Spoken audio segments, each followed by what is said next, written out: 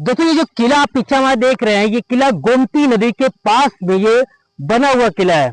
और ये किला राजा सलेम के किला है। और इस किले का इतिहास क्या है, बहुत पुराना इतिहास है। और इस इतिहास को भी समझने वाले हैं आज की इस वीडियो में। और चल के जानते हैं कि इसका इतिहास क्या है, उसके अंदर की क्या चीजें कैसे बनावटी है। आइए चलते हैं और समझते हैं। ऐसे ही इस किला को देखने के लिए गोमती नदी से आगे हम बढ़ते हैं तो यहाँ पे इस किले का दृश्य यहाँ में मुझे दिखाई देता है। इस किले के अंदर जाने का प्रयास करते हैं और इसमें इतिहास क्या है ये भी समझने का प्रयास करते हैं। काफ़ी शानदार ये किला है और काफ़ी पुराना किला भी है। जैसे इस किले के अंदर मैं प्रवेश करता हूँ तो इस किले के अंदर एक दादाजी मिलते हैं और उनसे बातचीत करते हैं कि इस किले के इतिहास के बारे में। मगर जो दादा होते हैं ये बता नहीं पाते हैं और एक फ़ोटो के पास मुझे लेके जाते हैं। वहाँ पे ये बताते हैं कि जो ये उन राजा का फ़ोटो है, सैयद नवाब अली ख़ान जी का, जो इस महल का निर्माण कराया था 18वीं सदी में। बताया जाता है कि 18वीं सदी का ये बनाया हुआ एक महल है। राजा सैयद नवाब अली ख़ान लिखा हुआ उनके फ़ोटो में आप भी देख सकते हैं कि ये अपने ज़माने के राजा हुआ करते थे। इनके पास इस महल में देख रेख के लिए घोड़ा, हाथी, महल, नौकर, चाकर हुआ करते थे। मगर आज ये महल जो है पूरी तरह से सुनसान और वीरान पड़ा हुआ है। इसके अंदर कुछ लोग रहते हैं और ये जो लोग रहते हैं ये इनके वंशज है या फिर ये कोई और है, इसके बारे में मुझे कोई पता भी नहीं चल पाया। क्योंकि ये जो लोग यहाँ पे थे ये बताते हैं कि हम यहाँ पे ऐसे ही रहते हैं राजा के उत्साह से। मगर ये जो दादा हैं ये बताते हैं कि हम बाहर के रहने वाले हैं और ये बोलते हैं कि लखनऊ के रहने वाले हैं। मगर ये चीज़ें हैं कि जो महल है इसकी काफ़ी शानदार इसके अंदर है। और इसके जो पूर्वज है, जो राजा थे, इनके जो पूर्वज हैं ये लखनऊ में बताया जाता है ये कि लखनऊ में ये रहते हैं। कभी कभार आते हैं और उस महल में अंदर एसी वगैरह भी लगवा रखा है तो यहाँ पे रहते हैं। इसके चारों तरफ का हम देखेंगे तो काफ़ी शानदार था। यहाँ पे जो खंडहर में आज परिवर्तित है, चारों तरफ है घोड़ा रखने के लिए, हाथी रखने के लिए हर एक महल बनाए गए थे। जो पीछे देख रहे हैं ये जो है एक नदी है, गोमती नदी। गोमती नदी के पास में ये जो किला है ये बनाया गया है। किला हम इसे नहीं कह सकते हैं, ये एक महल है राजा का। रजवाड़ा जब हुआ करते थे ये महल ये बनाया गया हुआ था। तो इस महल के अंदर मैं गया, इस महल को देखने का प्रयास किया तो मुझे अंदर और भी लोगों ने मिले, यहाँ पे उनसे भी बातचीत किया गया। काफ़ी सुंदर तरीके से ये महल बनाया गया है। मगर ये वीरान है उस समय जब यहाँ पे कोई भी नहीं है, इनके पूर्वज भी नहीं है। और ये जो महल है पूरी तरह से खंडहर है और इसकी देख रेख के लिए कोई भी नहीं है।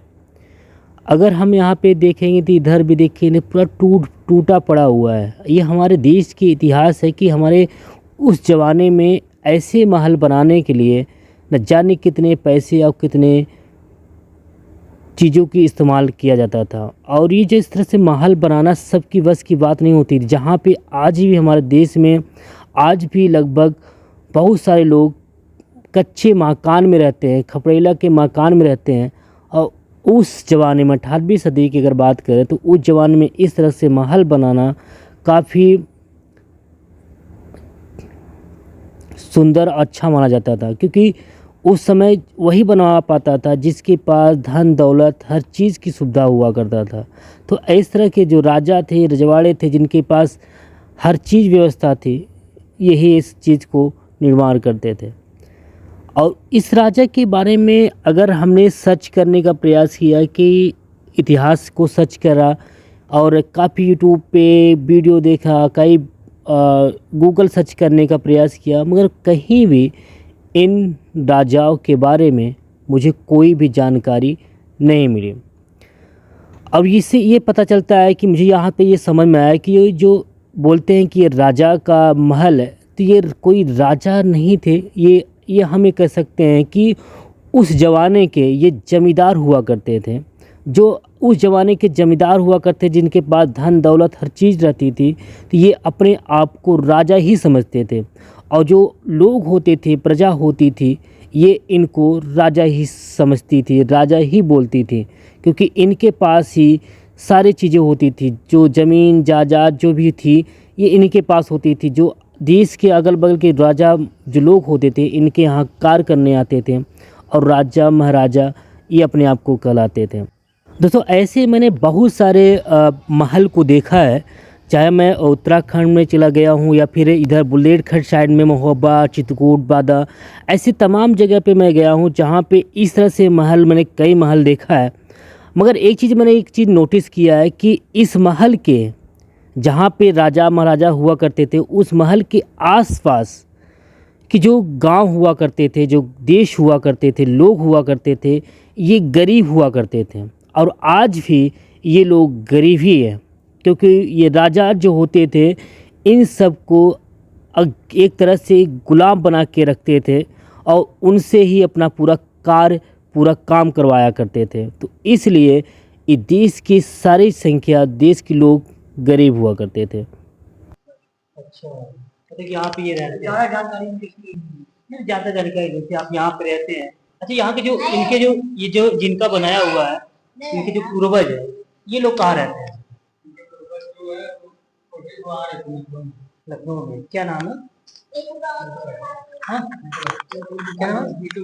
बिट्टू। बिट्टू भाई ना? है ये भाई? ये भाई?